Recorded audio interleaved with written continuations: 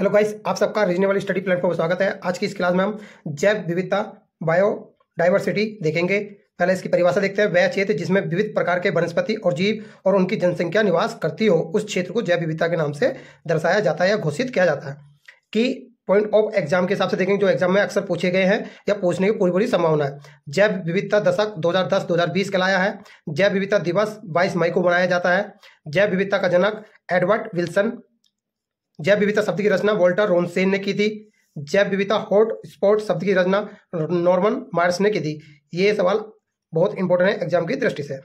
जैव विविधता को प्रभावित करने वाले कारक देखते हैं। सूर्य ताप। भूमध्य सागरीय क्षेत्रों में अधिक ताप सूर्य का पाया जाता है, जिससे वहाँ अधिक विविधता पाई जाती है। जो हमारे भूमध्य सागरीय क्षेत्र है, वहाँ पर सूर्य का ताप लंबवत किरणों के रूप में पड़ता है, तो वहाँ अधिक ताप प्राप्त होता है। इसके कारण वहाँ विविधता भी अधिक पाई जाती है। तापमान, जहाँ तापमान अधिक होता है वहाँ वनस्पति बीजों का अंकुरण तेज होता है, उनका संवर्धन तेज होगा। जिस क्षेत्र में तापमान अधिक होता है तो वहाँ बीज अंकुरण जल्दी हो जाता है, जिससे कि उनकी वृद्धि भी तेज होती है। वर्षा वनस्पति की वृद्धि में सहायक होती है। वनस्पति की वृद्धि के लिए वर्षा हमारी बहुत महत्वपूर्ण है। मृदा मिट्टी की अधिक उर्वरता होने पर जैव विविधता समृद्ध होती है। मतलब मिट्टी उपजाऊता है, उभरता है, तो उसमें अधिक विविधता पाई जाएगी।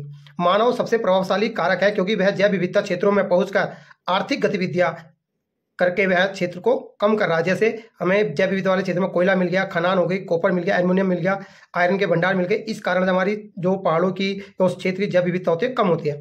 साथियों, एक मैंने डायग्राम बनाया है और ये इस डायग्राम से समझेंगे। ये हमारे एक पृथ्वी का डायग्राम है, 0 डिग्री, जिसे हम भूमध्य रेखा कहते हैं, भूमध्य रेखा।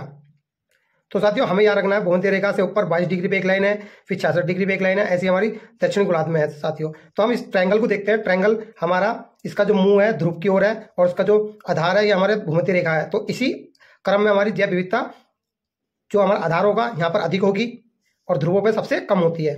ऐसी नीचे दक्षिणी गोलार्ध में देखते हैं साथियों, भूमध्य रेखा के पास अधिक होगी और दक्षिणी ध्रुव पे क्या होगी, कम होगी। साथ ही थोड़ा सा देखते हैं, स्टार्टिंग देखते हैं। हमारा 0 डिग्री भूमध्य रेखा पे हमारे डोलड्रम क्षेत्र या उष्णकटिबंधीय क्षेत्र पाया जाता है। यहाँ पर हमारे सदाबहार वर्षा वन, पर्णपाती वन और अधिक जैव विविधता पाई जाती है। साथियों, इसे याद करना बहुत इंपॉर्टेंट है, क्योंकि हमारी जो भारत की ही सह्याद्री, जिसे हम पश्चिमी घाट कहते हैं, इसी एरिया में पड़ती है। और इसके अंदर 17 देश जो मेगा जैव विविधता वाले कहलाते हैं, पड़ते हैं भूमध्य रेखा के पास वाले। इसमें हमारा भारत भी शामिल है। तो आपसे सवाल पूछ सकता है कि 17 मेगा देश जैव विविधता वाले कौन कौन है।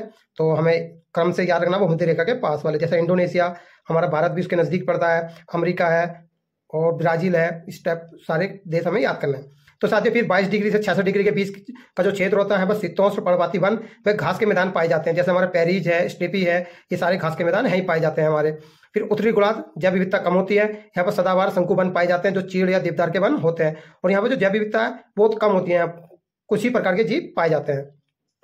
साथियों, इसी प्रकार से हमारे, जैसे हमारे उत्तरी गोलार्ध में है, वैसे हमारी दक्षिणी गोलार्ध में 0 से 22 डिग्री अत्यधिक जैव विविधता, 22 डिग्री से 66 डिग्री शीतोष्ण वाला क्षेत्र, जहाँ पर शीतोष्ण पर्णपाती वन और घास के मैदान, जैसे हमारा पंपास घास का मैदान पाया जाता है इस क्षेत्र में, और बेल्डास। फिर दक्षिण गोलार्ध जो हमारा पूरा सबसे कम जैव विविधता यहाँ पाई जाती है। तो साथियों, इस प्रकार की वीडियो देखने के लिए हमारे चैनल से जुड़े रहें, हमारी वीडियो को शेयर करें। धन्यवाद।